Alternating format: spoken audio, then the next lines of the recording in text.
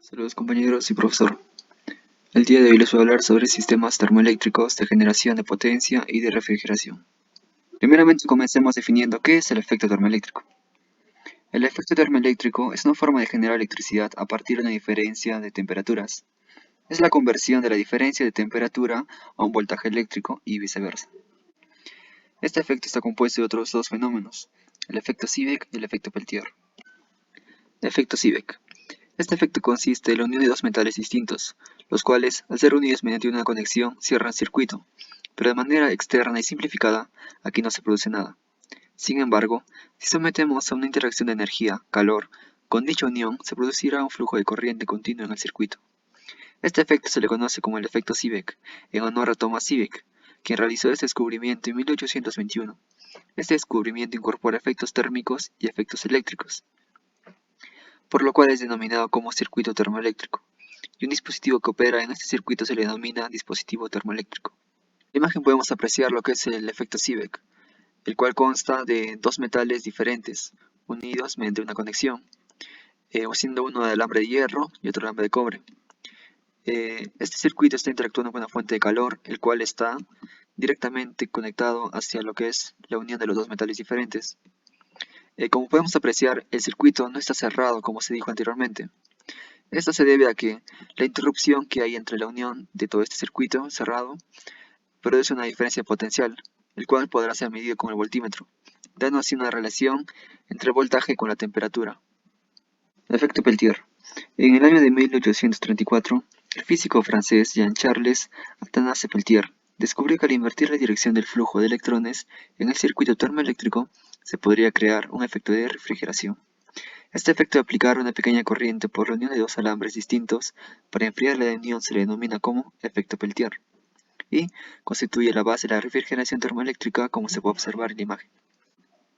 En la imagen se puede apreciar el efecto Peltier, siendo este la unión de dos metales de diferentes propiedades, siendo uno de tipo N y uno de tipo P.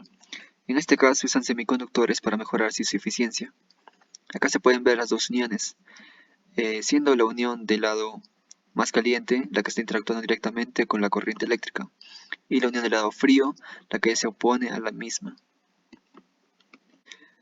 Aplicaciones.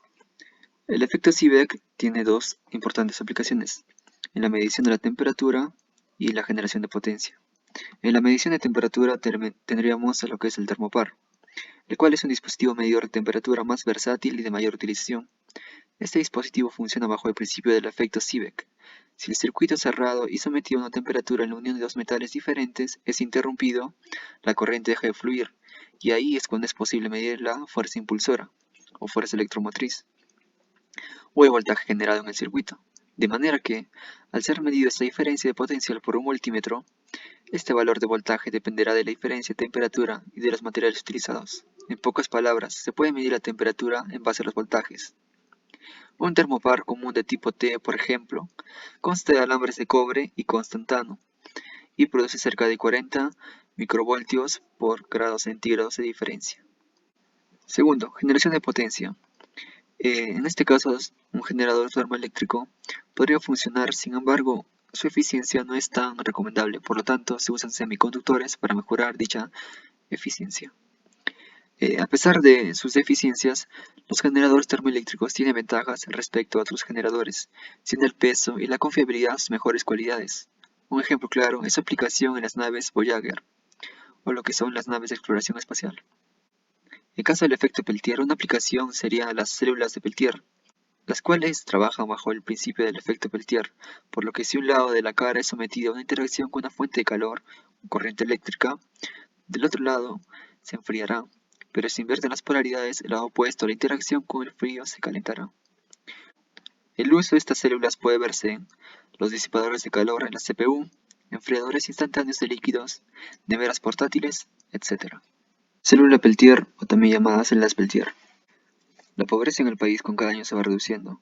Ese es un buen indicador de crecimiento social en el Perú. Según cifras del INEI, en el censo realizado en el 2020, el 58.2% de las familias posee refrigeradora o congeladora, lo cual es un índice bueno, pero podría mejorar.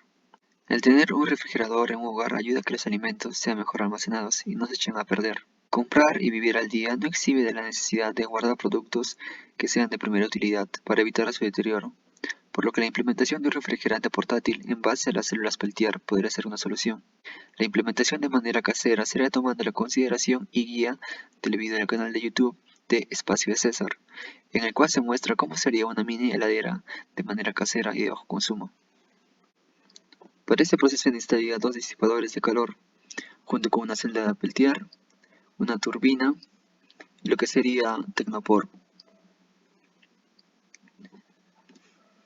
Primeramente, este sería un disipador pequeño y otro más grande, y junto con ello sería el ventilador.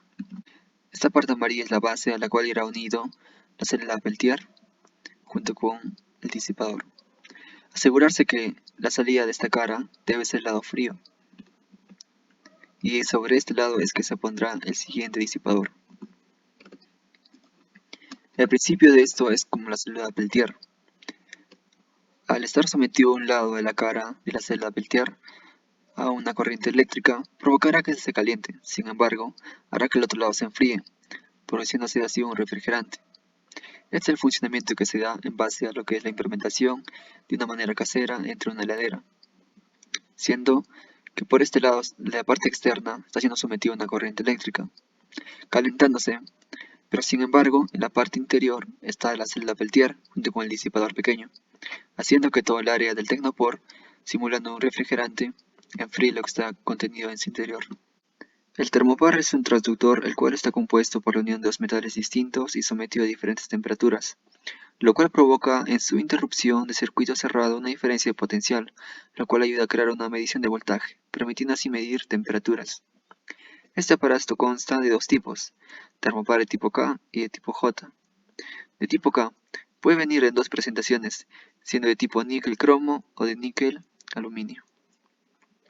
Termopar de tipo J es la interacción entre hierro y cobre-níquel, o también llamado constantán.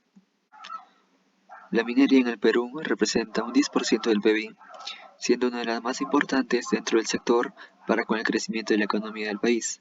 Sin embargo, la extracción de dichos minerales es vendido como materia prima, más no como un producto con valor agregado, perdiéndose así la oportunidad de industrialización dentro del país. Por años, la dependencia por parte del Estado peruano para la distribución de la materia prima sigue siendo presente. Por esto debería de cambiar. Si bien así, el Perú es un país minero, siendo el segundo productor de cobre, plata y zinc a nivel mundial. Asimismo, es el primer productor de oro, zinc, estaño, plomo y molibdeno de América Latina. Si bien las cifras anteriores son muy significativas, la producción del Perú no tiene un valor agregado, por lo que la implementación de industrias en el país debería ser el siguiente paso. Como vimos en el capítulo anterior, el termopar es una aplicación del efecto termoeléctrico, el cual fácilmente podría ser implementado en el país.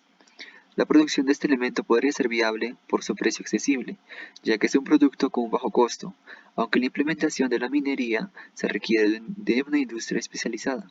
Pero al ser un producto de bajo coste, su inserción en el mercado mediante una producción conjunta entre extracción, transporte y distribución de los materiales necesarios para su fabricación harían de este termopar un producto competidor. Y en caso de verse afectado por una mala gestión, las pérdidas producidas por dicho producto no serían tan grandes. Si bien la idea de implementar este producto a la realidad de nuestro país para dar el primer paso a una industrialización es casi inviable, puesto que primero se necesitaría tener por lo menos conocimientos en lo que es la industria minera como empresa y no como intermediario. Si bien la idea de industrializar al país es un objetivo a largo plazo, los primeros pasos que se den serán los más importantes. Desde las perspectivas social y económica, por el momento solo estamos a la deriva.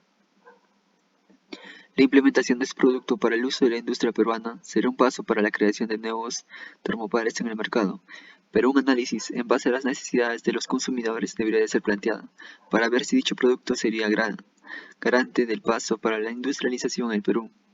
Pero para que esto sea viable, primero se debe industrializar otros sectores, como es el caso de la extracción de los minerales, el transporte y posterior trabajo de estos, para así agregar y darle un valor a cada material. Y también la competitividad del mercado, puesto que los precios deben ser los más competitivos posibles, puesto que no se está luchando contra uno mismo, sino contra un mercado que tiene años de experiencia.